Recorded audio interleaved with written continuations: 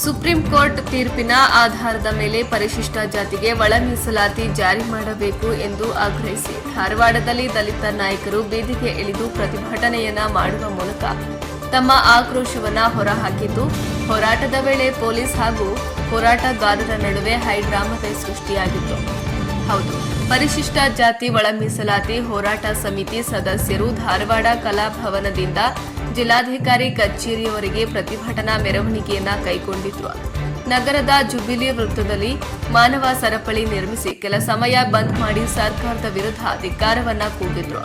ಬಳಿಕ ಜಿಲ್ಲಾಧಿಕಾರಿ ಕಚೇರಿಯ ಕಡೆಗೆ ಸಾಗಿದ್ದ ಪ್ರತಿಭಟನಾಕಾರರು ತಕ್ಷಣವೇ ಒಳ ಮೀಸಲಾತಿ ಜಾರಿ ಮಾಡಬೇಕು ಎಂದು ಆಗ್ರಹಿಸಿದ್ರು.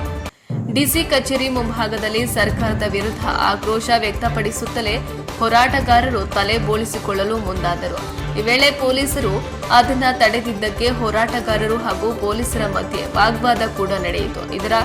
ಇದಾದ ಬಳಿಕ ಟೈರ್ಗೆ ಬೆಂಕಿ ಹಚ್ಚುವ ವಿಚಾರ ವಾಗ್ವಾದ ನಡೆದಿದ್ದು, ಪರಿಸ್ಥಿತಿ ಕೈ ಮೀರುವುದನ್ನು ಅರಿತ ಪೊಲೀಸರು ಕೂಡಲೇ ಪ್ರತಿಭಟನಾಕಾರರನ್ನ ವಶಕ್ಕೆ ಪಡೆದು ನಂತರ ಬೇರೆ ಕಡೆ ಕರೆದುಕೊಂಡು ಹೋಗಿ ಬಿಡುಗಡೆ ಮಾಡಿತು. ಪರಿಶಿಷ್ಟ ಜಾತಿಗಳ ಸಮುದಾಯದೊಳಗಿನ ಅತಿ ಹಿಂದುಳಿದ ಮತ್ತು ಅವಕಾಶ ವಂಚಿತ ಸಮುದಾಯಗಳಿಗೆ ಸಾಮಾಜಿಕ ನ್ಯಾಯವನ್ನ ಒದಗಿಸುವ ಸಲುವಾಗಿ ಜಾರಿಯಾಗಬೇಕಿರುವ ಒಳ ಮೀಸಲಾತಿ ಬೇಡಿಕೆ ಹಾಗೂ ಹೋರಾಟ 35 ವರ್ಷಗಳಿಂದ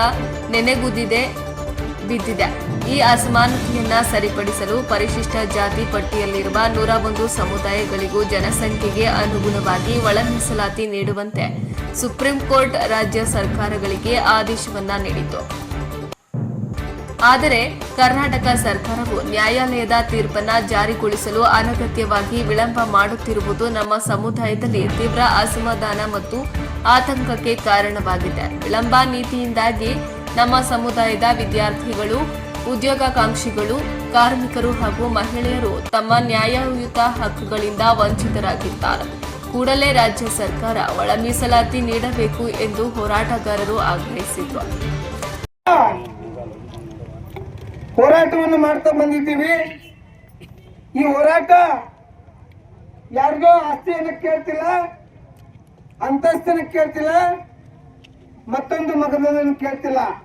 ಕೇವಲ ನಾವು ಕೇಳ್ತಿರ್ತಕ್ಕಂಥದ್ದು ಸಾಮಾಜಿಕ ನ್ಯಾಯ. ಸಾಮಾಜಿಕ ನ್ಯಾಯವನ್ನು ಕೇಳ್ತಿದ್ದೀವ್ರಿ. ನಾವು 30 ವರ್ಷಗಳ ಕಾಲ ಬೀದಿಯಲ್ಲಿ ನಿಂತು ಲಾಠಿ ಚಾರ್ಜ್ ಅನ್ನು ತಿಂದಿದ್ದೀವಿ. ಬಂಡ ಸರ್ಕಾರಗಳು ನಮಗೆ ನ್ಯಾಯವನ್ನು ಕೊಡದೆ ನಮ್ಮ ಮೇಲೆ ಲಾಠಿ ಚಾರ್ಜ್ ಅನ್ನು ಮಾಡಿದ್ದಾರೆ. ಅನೇಕ ಸಾವಿರಾರು ಕಿಲೋಮೀಟರ್ ಗಟ್ಟಲೆ ಪಾದಯಾತ್ರೆಗಳನ್ನು ಮಾಡಿದ್ದೀವಿ ಕೇವಲ ನಮ್ಮ ಹಕ್ಕಿಗಾಗಿ. ನಮ್ಮ ಮತಗಳನ್ನು ಪಡೆದುಕೊಳ್ತೀರಿ. ಇವತ್ತು ಇದೇ ಆಡಳಿತದಲ್ಲಿರ್ತಕ್ಕಂಥ ಸರ್ಕಾರ 2013 ಸರ್ಕಾರದಲ್ಲಿ ಕೂಡ 13 ಅವಧಿಯಲ್ಲಿ ಕೂಡ ಇದೇ ಸರ್ಕಾರ ಇತ್ತು, ಇದೇ ಸಿದ್ದರಾಮಯ್ಯನವರು ಇದ್ರು. ಸಿದ್ದರಾಮಯ್ಯನವರು ಬಾಯಿ ಬಿಟ್ಟು ಹೇಳ್ತಾರೆ, ನಾನು ಸಾಮಾಜಿಕ ನ್ಯಾಯದ ಹರಿಕಾರ. ಎಲ್ಲಿದೆ ನಿಮ್ಮ ಸಾಮಾಜಿಕ ನ್ಯಾಯ? 30 ವರ್ಷ ಒಂದು ಸಮುದಾಯ, ತುಳಿತಗೊಳಗಾಗಿರ್ತಕ್ಕಂಥ ಸಮುದಾಯ ಬೀದಿಯಲ್ಲಿ ನಿಂತು ನಿಮ್ಗೆ ನ್ಯಾಯ ಕೊಡ್ರಿ ಅಂತ ಚೀರಾಡಿದ್ರೆ ನೀವು ಕೇವಲ ಅಧಿಕಾರದ ದಾಹದಿಂದ ಸುಳ್ಳು ಭರವಸೆಗಳನ್ನು ಕೊಡ್ತೀರಿ. ಸಾಕಷ್ಟು ಜನ ಸತ್ತಿದ್ದಾರೆ. ಇದಕ್ಕೆ 2016 ಡಿಸೆಂಬರ್ ಹುಬ್ಬಳ್ಳಿಯಲ್ಲಿ ನಡೆದಿರ್ತಕ್ಕಂಥ ಸಮಾವೇಶಕ್ಕೆ ಬರ್ತಕ್ಕಂಥ ಸಂದರ್ಭದಲ್ಲಿ ನಮ್ಮ ಹಿರಿಯರು 8 ಜನ ಸಮಾಜಕ್ಕೆ ಪ್ರಾಣವನ್ನು ತ್ಯಾಗ ಮಾಡಿದ್ರು. 8 ಜನರ ಸಾವಿಗೆ ಬೆಲೆ ಇಲ್ವೇನ್ರಿ? ಏನ್ ಕೇಳ್ತಿದ್ರು ಅವ್ರು ಬಂದು? ಸಿದ್ದರಾಮಯ್ಯ ಅವರು ಮುಖ್ಯಮಂತ್ರಿ ಆಗ್ತೀವಲ್ಲ ಬತ್ತವ್ರು ಸಾಮಾಜಿಕ ನ್ಯಾಯ ಕೊಡ್ರಿ ಅಂದ್ರು. ಜನಸಂಖ್ಯೆಗೆ ಅನುಗುಣವಾಗಿ ಅಷ್ಟು ಜನರು ಇದ್ದೀವಿ. ಆ ಜನಸಂಖ್ಯೆಗೆ ಅನುಗುಣವಾಗಿ ನ್ಯಾಯವನ್ನ ಕೇಳಿದ್ದೀವಿ ವಿನ ಮತ್ತೇನನ್ನು ಕೇಳಿಲ್ಲ. ನಮ್ಮ ಮಾದಿಗ ಸಮುದಾಯಕ್ಕೆ ಏನು 2013 ಸರ್ಕಾರ ದ್ರೋಹ ಮಾಡ್ತು, ಆ ಸರ್ಕಾರವನ್ನ ಮಾದಿಗರು ಕೊನೆಗೆ ಅನಿಸಿದ್ರು. ಅದನ್ನ ನಾವು ಯಾರು ಹೇಳಿಲ್ಲ, ಸ್ವತಃ ಅವತ್ತಿನ ಮುಖ್ಯಮಂತ್ರಿ ಸಿದ್ದರಾಮಯ್ಯನವರು ಸ್ವಾತಂತ್ರ್ಯ ಸಂದರ್ಭದಲ್ಲಿ ದೆಹಲಿಯ ತಮ್ಮ ನಾಯಕರಿಗೆ ಮಾಹಿತಿಯನ್ನು ಕೊಟ್ಟರು. ಒಳ ಮೀಸಲಾತಿ ಜಾರಿ ಮಾಡದಿರೋದಕ್ಕೆ ನಾವು ಸೋತಿವೆ ಅಂತಕ್ಕಂಥ ಅದನ್ನು ಸ್ಪಷ್ಟವಾಗಿ ಮನಗಂಡ್ರಿ ಅವರು ಕಾಂಗ್ರೆಸ್ನವರು. ನಂತರ ಮತ್ತೆ ಚುನಾವಣೆ ಬಂದಾಗ ತಮ್ಮ ಪ್ರಣಾಳಿಕೆಯಲ್ಲಿ ಹಾಕೊಂತಾರ. ಕಾರಣ ಗೊತ್ತವ್ರಿಗೆ, ನಾವೇನಾದ್ರೂ ಒಳ ಮೀಸಲಾತಿಯನ್ನ ಪ್ರಣಾಳಿಕೆಯಲ್ಲಿ ಹಾಕೊಳ್ಳದ ಹೋದ್ರೆ ಮತ್ತು ಕೂಡ ನಾವು ಮನೆ ಮೂಲ ಆಗ್ತೀವಿ ಅಂತಕ್ಕಂಥದ್ದನ್ನು ಸ್ಪಷ್ಟ ಅರ್ಥ ಮಾಡಿಕೊಂಡು ಪ್ರಣಾಳಿಕೆಯಲ್ಲಿ ಹಾಕ್ತಾರೆ.